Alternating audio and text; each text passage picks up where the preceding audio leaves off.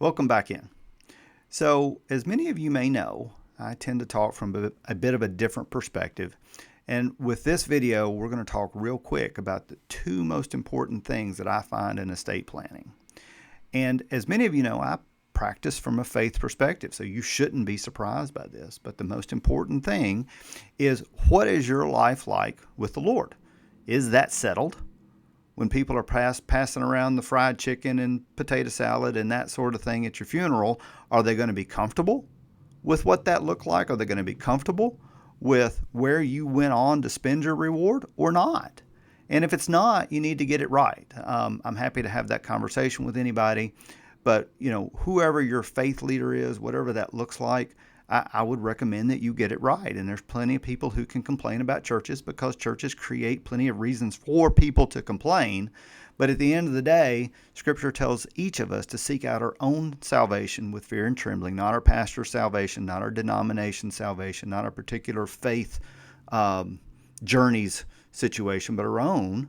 So get that right, so that whenever they're passing around the potato salad and the fried chicken and you've gone on to your reward, everybody's at least comfortable with what happened to you. And then we can deal with the other stuff, because most of the stuff I do in my office actually comes out to be details.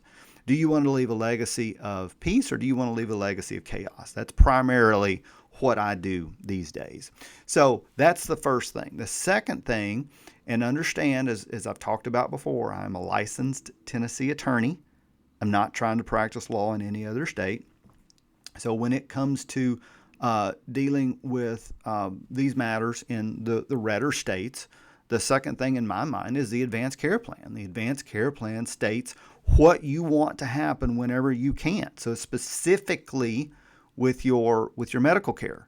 My slogan that you'll see back here is to live well, be remembered as the hero you already are. Well, it's a part of living well, is being able to empower people to make decisions for you and to make it very, very clear as to what you would like for those decisions to look like. In my forms, my custom forms, I even include, whenever it comes time to evaluate whether or not an older person can still drive.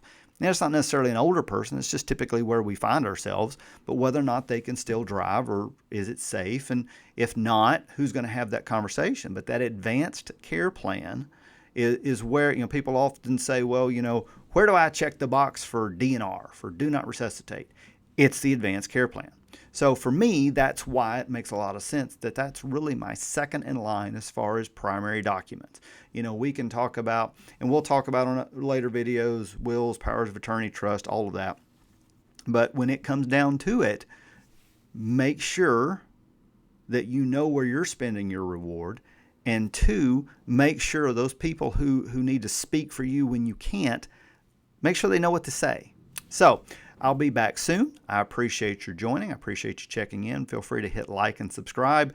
And as a disclaimer, as a reminder, I'm a licensed Tennessee attorney. I'm not trying to practice law anywhere else. And just because you heard me here doesn't mean you're a client. Typically, clients have signed something and paid something. So I will see you next time. Thanks.